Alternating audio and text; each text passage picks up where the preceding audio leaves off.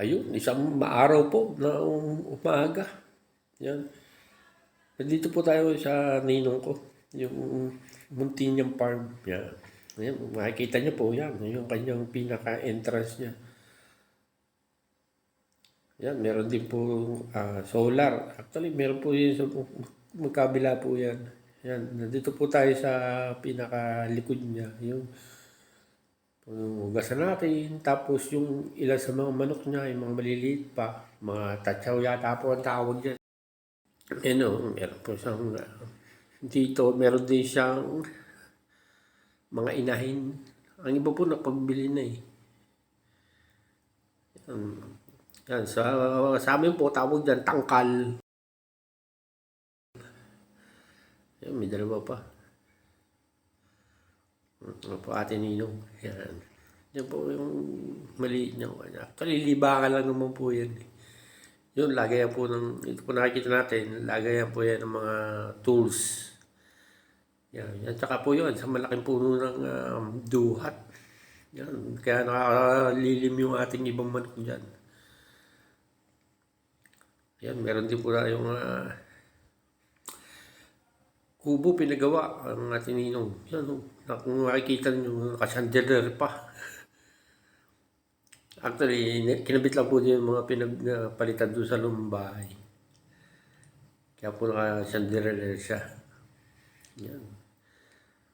Masarap lang din po kasi malilim.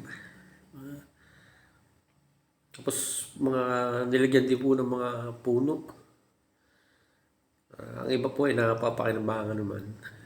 Gaya ng mga duhat. Yan. Kalamansi, gano'n. Ayan, ito po. Kay Mito ata to.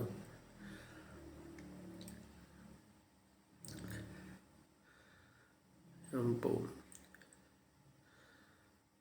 Ayan, lalo na po yan, yung ating pasahin na yan, sampalok. Punong-puno na. Makapagdala nga po pagka lumuwas sa Manila. Masarap po yung pang-sahin, lalo sa mga ka-Diyos. Yan o, kay Mito, meron po. Yan naman po ang pinagkakabalaman. Yan, mga puno-puno nga itinanim. May mga atis, yan.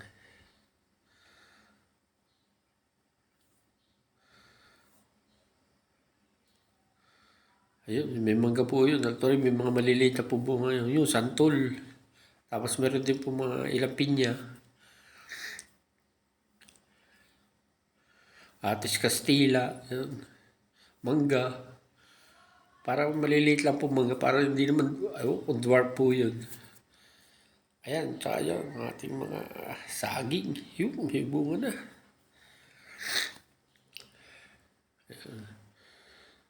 Yun, meron pang kaunting tanglad. Yan, kamyas. Tatamnan pa po ng iba yan. Ayun.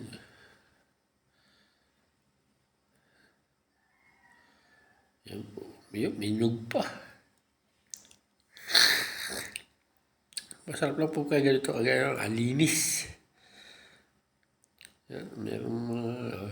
ayun, medyo silil labuyo pa ako nakikita. Tsaka papaya sa gilid. Ayun. Ito naman po kabuuan ng ating pinuntahan na maliit na farm. Sa gilid-gilid po niya, marami po mga tanim. Ayan po, may nakikita po akong dragon fruit. Ayan po. Ayan, ating kalamansi. Ayan, pinakapogi naman.